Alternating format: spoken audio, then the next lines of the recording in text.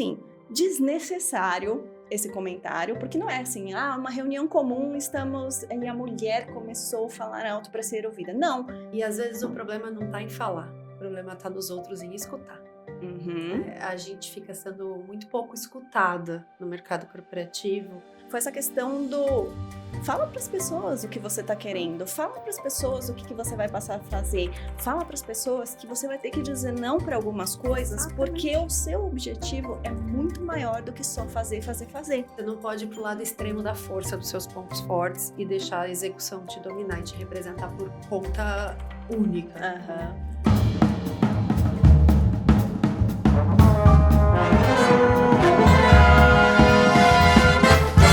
Hoje a gente vai conversar e responder perguntas da audiência com uma convidada muito ilustre, Mariana Piso. Seja muito bem-vinda, Mari.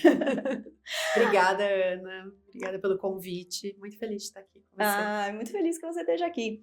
A Mariana é uma executiva de recursos humanos com uma sólida trajetória no mercado financeiro, atuando como business partner, transformação organizacional, cultura e práticas ágeis. Ao longo da carreira, ela tem liderado movimentos de mudança com impacto real em pessoas e em resultados. Ela tem formação pela Singularity Brasil e pela Stanford University, MBA em Negócios pela FIA, pós-graduação em Recursos Humanos pela FAAP e é formada em Psicologia pela Universidade Mackenzie. Ela acredita na potência da combinação entre pessoas e tecnologia como motor de inovação e da evolução de negócios. E eu sei que ela põe tudo isso na prática do dia a dia, da gestão dela e da liderança dela dentro do Banco BMG. Mari, mais uma vez, muito obrigada por você ter tirado tempo da sua agenda e reservado o tempo da sua agenda para estar aqui com a gente hoje. O tempo é para isso, é para a gente fazer as coisas que dão valor, que traz significado. Então, eu estou muito grata por esse convite, muito feliz por ter dado certo. Então, Que bom. vamos tentar aqui fazer uma boa conversa e ajudar todos os ouvintes com qualquer dica, porque eu falo que quando a gente faz esse tipo de situação, a gente espera que os outros aprendam, mas a gente aprende muito. A gente aprende muito. A gente aprende muito, então estou aqui de coração aberto. Minha produção reservou aqui 3 áudios com 3 perguntas para a gente responder que vocês, minhas rebecas queridas, mandaram aqui pra gente. Então, a gente vai ouvir o áudio, Mari, como Boa. funciona esse episódio? A gente vai ouvir o áudio e aí a gente vai reagir à pergunta e tentar ajudar essa Rebeca que mandou. Gente, eu chamo de Rebeca, mas assim, eu sei que vocês têm nome, tá? Quando você me mandar a sua pergunta com seu nome, eu vou ficar feliz de falar seu nome, eu vou ficar tão feliz de falar seu nome, mas se você me mandar anônimo, eu vou chamar de Rebeca, tá bom? Porque eu preciso de uma pessoa para responder. Vamos lá, bora lá. Vamos lá, bora ouvir a primeira pergunta. Meu nome é Daniela, eu trabalho na área de energia e vou mandar uma pergunta para Ana. Recentemente eu estava numa conferência, numa sala com mais pessoas, e para que eu pudesse ser ouvida e construir o meu raciocínio na minha cabeça, eu acabei tendo que elevar um pouco o meu tom de voz, porque afinal de contas as pessoas estavam conversando na sala. Eu estava numa conferência com outro país, falando em outra língua, um assunto bastante complexo. No momento em que eu elevei o meu tom de voz, eu escutei alguém falando, é assim mesmo, mulher fala alto mesmo. Talvez não tenha sido a intenção da pessoa fazer um comentário com cunho sexista, mas foi dessa forma que eu recebi. Então, gostaria de saber como abordar essa situação de uma forma elegante, sem me expor politicamente também. Acredito que muitas mulheres também passem por isso. Obrigada. Quem nunca? Quem nunca, gente? Meu Deus. O mercado é difícil. Primeiro que vamos começar que quando você está num evento, é impossível você ter uma conversa num tom de voz igual a esse que a gente está tendo aqui numa sala fechada, 2 pessoas sem esse barulho, ruído ambiente. Então, assim, desnecessário esse comentário, porque não é assim, uma reunião comum, estamos, e a mulher começou a falar alto para ser ouvida. Não, estamos num evento onde todo mundo provavelmente está falando alto, e ela teve que falar alto também, mas teve que ouvir e engolir essa. Como que a gente faz, Mari? Olha, não sei se tem caminho único. Não sei se tem a bala de prata, né?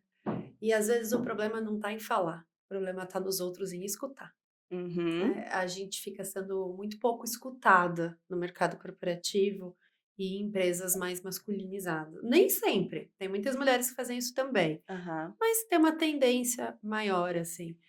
Não tem um único caminho, assim, mas quando eu coloco um pouco na minha na minha biografia que eu trabalhei muito forte com as áreas de business partner, porque eu acho que tem um papel importante da gente entender do business e do lugar que a gente está, do contexto que a gente participa. Em situações que eu já vivi isso, eu já lidei de formas diferentes. Então, em lugares e momentos e pessoas, já falei mais alto também. Até porque eu sou uma pessoa que tem uma fala forte, detesto ser cortada. Já deu certo e já deu errado. Já teve vezes que eu fico muda, eu espero toda a conversa acabar, escuto. O que eles não estão fazendo, às vezes, é me escutar, então eu me ponho no lugar de quem está escutando. A hora que acaba, eu falo, eu ainda tenho um ponto que eu gostaria de trazer. E quando todos os ânimos já se acalmaram, é o que eu acredito tem funcionado melhor. Tá. E a depender da relação que você tem com as pessoas, às vezes chamar depois, né? Sem expor e ficar aquela saia justa no meio da reunião, todo mundo dando umas cutucadinhas ou se incomodando, mas chamar depois e dar um toque, porque como a nossa ouvinte falou, às vezes não foi de propósito. Se não foi, a pessoa vai escutar o seu toque e ela vai cuidar na próxima. Se foi, tá dado. Você dá o toque e escuta quem quer. Mas eu acho que é uma forma da gente ir gerando mudanças também com microsementes. Num processo mais educativo e menos em discussão. Então, eu já recebi toques, né? Às vezes, de falar, às vezes, um termo que você fala, não tá mais usando, e você falou na hora, sem querer, pelo hábito. Já teve gente do meu time que chegou pra mim, Mari, isso não se falou. Eu falei, verdade, eu esqueci. Microagressão e às vezes a gente nem se deu Nem conta. se deu conta. E é muito bom que outras pessoas se sintam à vontade de te falar e você possa mudar. Porque se você for errar várias vezes para aprender sozinho, é muito mais longo o processo.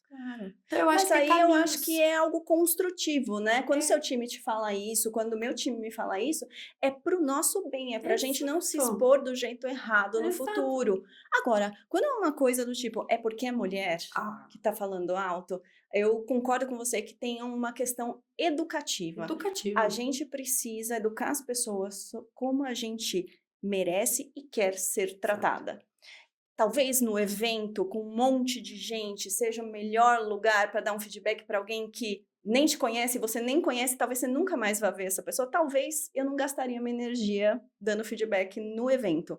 Mas se é uma coisa que aconteceu, como você citou, numa reunião, tá dentro de um time de trabalho do qual você faz parte e alguém fez um comentário, essa piadinha inofensiva, mais sexista, eu acho que a gente tem a obrigação de se posicionar. Eu também acho. Mesmo que não seja ali na frente, tudo tem que ler contexto. Não tem cenário único. Mas chama e fala. Tem que chamar. Porque a gente precisa mostrar que a gente não aceita mais isso. Exato. É isso. Não dá mais pra aceitar isso. Senão, entra na normalização. Ah, tá bom, era uma reunião. Ah, tá bom, uma vez só, tá bom. A gente precisa ir se posicionando. Achar o jeito de fazer isso, mas precisa. Porque, como mulher, a gente acaba ouvindo cada coisa. Eu vou contar uma história aqui, eu não conto pra todo mundo essa história, mas... Agora é público, agora já foi. Dane-se, vou contar. Teve uma época, eu tinha um chefe, e a gente era muito próximo e muito... Assim, a gente tinha uma relação informal. E nessa da relação informal, às vezes a pessoa mostra lados dela e coisas que ela pensa que ela não filtra antes de dizer pra você. E que não são adequados necessariamente pra você dizer pra sua colega de trabalho. Uma vez, um superior meu virou pra mim, quando a gente estava conversando sobre meu futuro de carreira e sobre próximos passos. Ele falou assim, você é muito boa, você tem um potencial incrível. E além de tudo, você é bonita. Mas, se você fosse mais magra, você teria... Eu sabia disso. Juro por Deus, se você fosse mais magra, você teria ainda mais sucesso e as coisas seriam ainda mais fáceis pra você. As pessoas te acham muito bonita, mas as coisas seriam mais fáceis pra você se você fosse um pouco mais magra. A pessoa te tá ajudando, é isso? Essa é uma dica de carreira. E assim... Você acha que ele era magro? Vamos combinar? Ele não era, tá? Já dá vontade de falar, vamos botar uma meta juntos, então? Não foi só um comentário sexista, foi um comentário mega sem noção. Sem noção. Tipo, sem total, assim, falta de autoconsciência Porque você não é magro, meu filho. O que você tá falando disso? Como você reagiu, Ana? Fiquei até curiosa. Porque eu não sei, teria tirado o meu chão se eu ouvisse isso. Uma primeira. Eu não sei se eu teria reação imediata. Talvez Na depois. época, é muito louco, assim, porque eu tenho um filtro muito forte e eu não levo as coisas pro lado pessoal. Nem quando a pessoa fala de mim, Nem quando é pessoal. eu não levo pro lado pessoal. Eu tenho muita facilidade em desconectar e falar assim, cara, isso não me serve, entendeu? Então, é muito difícil eu receber um feedback sem noção e eu ficar remoendo esse feedback sem noção. Pra mim, é muito rápida essa transição do, gente, isso aqui é totalmente sem noção, é sobre você, não é sobre mim, sigamos. Então, eu não falei nada. Falei assim, tá, legal, então, mas... Continuando sobre a minha carreira. Sobre o que serve aqui, Tipo, né? eu sei que você pôs pra fora esse negócio de, nossa, você é bonita, mas você podia ser mais magra. Mas isso não me serve. Não é sobre isso que a gente tá falando aqui. Eu lembro que na época eu perdi a chance de educar. Mas eu também não me abalei nem fiquei remoendo isso depois. Foi uma coisa que eu falei assim, nossa, meu, que sem noção. Seguimos. E essa é uma maturidade do mundo corporativo. A gente aprender a passar por cima de coisas com... Porque se tudo a gente der muita ênfase, o mundo, a vida fica sofrida. Porque a gente encara isso de jeitos diferentes quase sempre. E às vezes o que machuca muito uma pessoa passa despercebido para outra. Exato. Tem que dar o peso que a situação cabe. Ir pro educativo e seguir, gente. Seguir. Senão...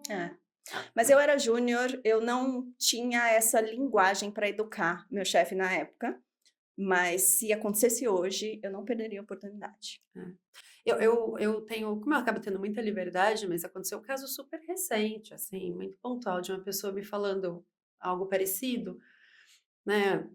Precisa contratar uma pessoa, gente, a pessoa tem que ser assim, apresentável, cabelo arrumado. Esse era o pedido, né? Arrumada, bem vestida. Eu ouvi, tinha muita gente na sala, deixei. Aí eu chamei depois, eu falei, olha, assim, não dá. E aí era um diretor, ele é muito aberto para ouvir, não sei se para mudar. Também são estágios diferentes. Mas ele ouviu, ele falou, não, você tá certo, acho que eu não posso falar isso. Não, não pode, você pode até pensar, porque eu não tenho domínio sobre o que você pensa. Claro. Mas assim, você não pode falar, não vai escolher por isso, e esse não é o critério que o meu time vai ter para fazer o processo. Eu acho isso muito maduro. Precisa.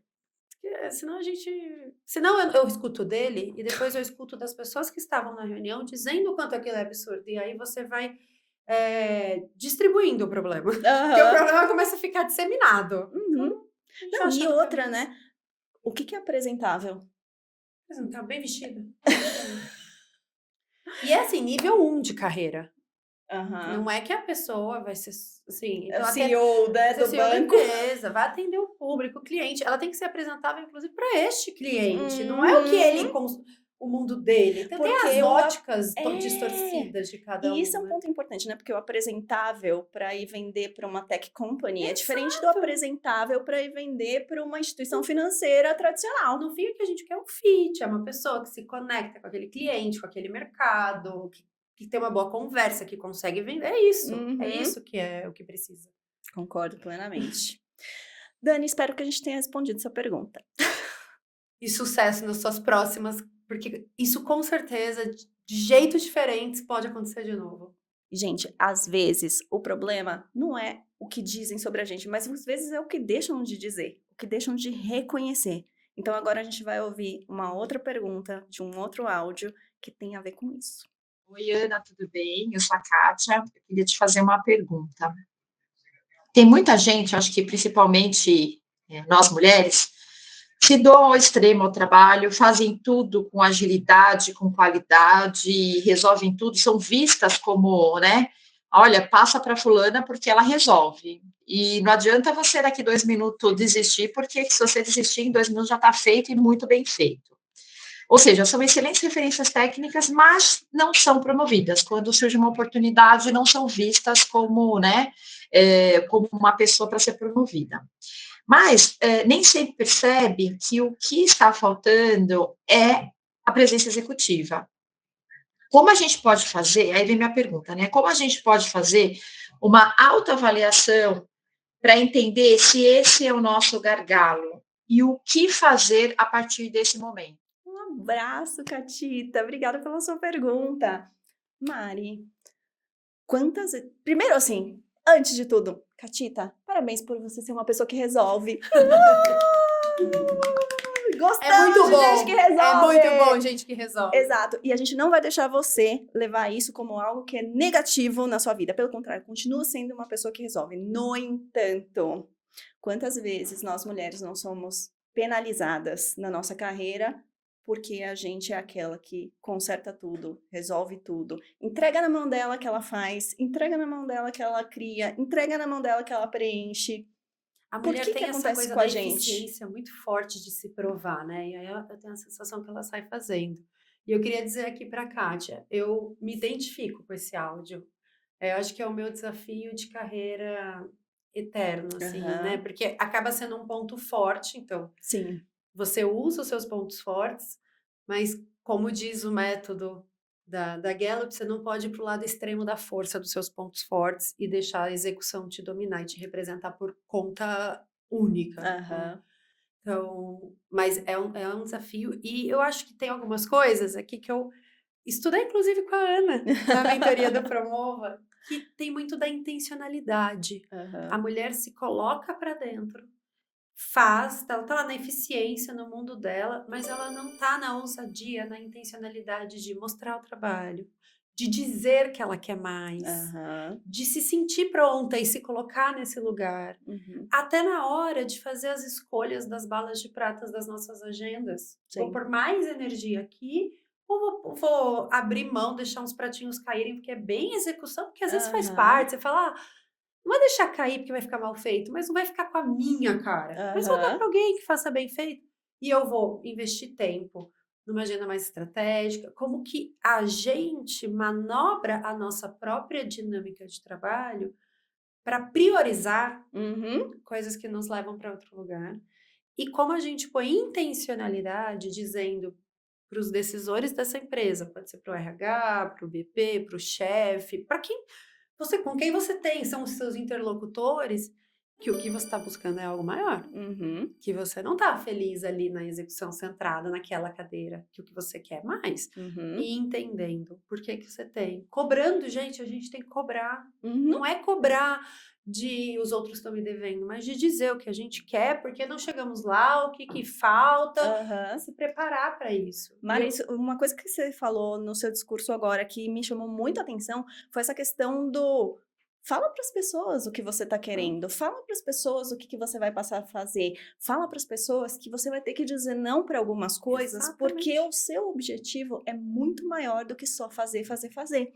E esses combinados, muitas vezes, as pessoas e nós mulheres, a gente tem medo de ter essas conversas. A gente tem medo de desagradar, a gente tem medo de dizer não para algumas De demandas, pedir, né, esse como espaço. se o nosso valor tivesse baseado na quantidade de demandas que a gente é capaz de dizer sim e atender. Exatamente, Ana, concordo. E eu acho que um outro caminho também, que eles não são separados, eu acho que eles são combinados. Eu Aham. concordo com isso. É a gente ter um time preparado e não querer ser a cara de tudo que o time entrega. Aham. Então, assim, você faz isso? Faço, eu vou pedir para fulana fazer, ela te devolve. Aham. Eu vou pedir para o fulano fazer, ele te devolve. Porque você começa a criar interlocutores no seu time e mostrar que não é você que resolve tudo. E eu acho que um time forte te leva para cima. Uhum. Sem Porque se dúvida. você tem um time que está na linha de frente, realizando, fazendo e cria também essas alianças, abre espaço para você fazer outras coisas. Então Sem eu acho que dúvida. tem que ter a intencionalidade em cima, o desenvolvimento do time fortes embaixo Uhum. e fazer as escolhas. Eu falo que é uma reflexão que, como eu falo, execução também é meu ponto forte, tem que tomar cuidado para não usar do jeito errado. Aham. A cada 3, 6 meses eu estou refletindo se eu estou colocando energia no lugar certo. Eu acho essa reflexão super importante. Eu acho que fica uma mensagem aqui para Kátia e para todas as Rebecas. Gente, não fique tão ocupada que você e as pessoas vão achar que você não tem tempo de liderar. Exato, eu concordo. E se eu puder dar mais um recado aqui, Gente, estratégia sobre execução. aham. Execução é uma habilidade. As Uhum. empresas hoje precisam de pessoas que deem Gente conta, que faz. dê ideias, mas que faça acontecer. Uhum. O que não pode é você só fazer. Só fazer. Ana, considerando esse contexto, você com toda a sua experiência, me conta, já aconteceu com você na sua carreira, hoje no teu papel que tem muitas clientes, ver essas pessoas que só executam e não são reconhecidas por isso e não conseguem dar o próximo O passo? tempo todo. O tempo todo, todos os dias da minha vida de mentora, de consultora, até às vezes eu vejo nas minhas clientes, em quem está me contratando. Às vezes a pessoa está me contratando para cuidar do time dela, para cuidar de uma população, e ela tem essa questão. Olha só. Então, e acho que é mais prevalente nas mulheres do que nos homens, realmente. A gente coloca e deposita muito do nosso valor em aquilo que a gente consegue entregar e que fala por si só, porque a gente tem muita vergonha e receio de falar sobre a gente. Então a gente vai lá e aposta todas as nossas fichas em fazer as coisas que Provar, falam deixar por si evidência, só. né? Exatamente, Deixar deixar evidência. evidência. Só que muitas vezes os trabalhos estratégicos levam mais tempo e são difíceis de você deixar evidência, mas você precisa fazer isso através de construção de reputação e posicionamento.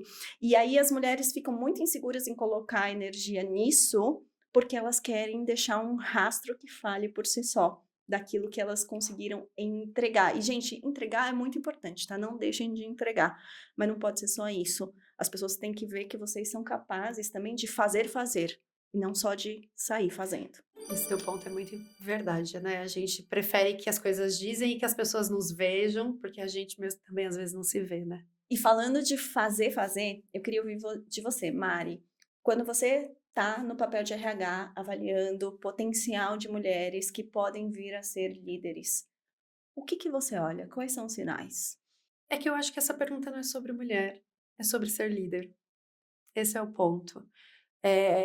Nas empresas que eu trabalhei ou trabalho, eu sempre tento construir o que é ser o líder desta empresa. Uhum. O que é sempre... E às vezes isso nem é fixo, porque a estratégia muda, o mercado muda, precisa de novas habilidades para liderança, Uhum. uma liderança que vai fazer um turnaround, uma liderança que vai levar a empresa para um próximo passo. Não importa, precisa entender o contexto do Dependendo do negócio. momento, você vai precisar de um determinado perfil. É do perfil. Esse perfil pode estar numa mulher, ele pode estar num homem. Uhum. E você precisa ter boas ferramentas, habilidades para avaliar o perfil.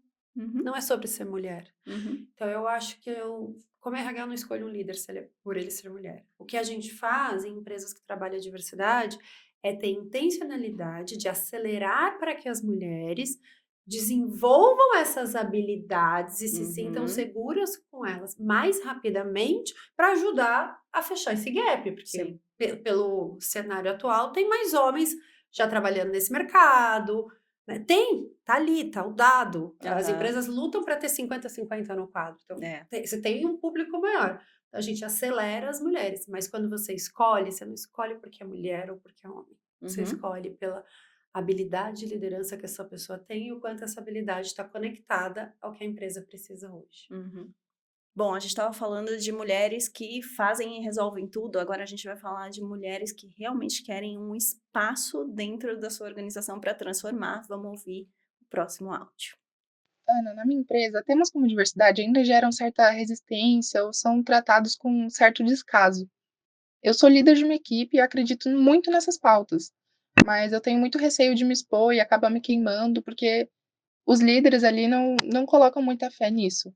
Como que eu posso começar esse tipo de transformação e trazer essa conversa de forma mais estratégica? Eu não sei Difícil, você, né? Mari, mas assim, eu acredito muito que esse tipo de conversa começa com dados. Não pode começar com a percepção do tipo, eu sinto que aqui a diversidade não é algo que se leva em conta. Não. Fulano, queria conversar com você porque eu li um dado estarrecedor que temos um gap que só será fechado de diversidade em 134 anos.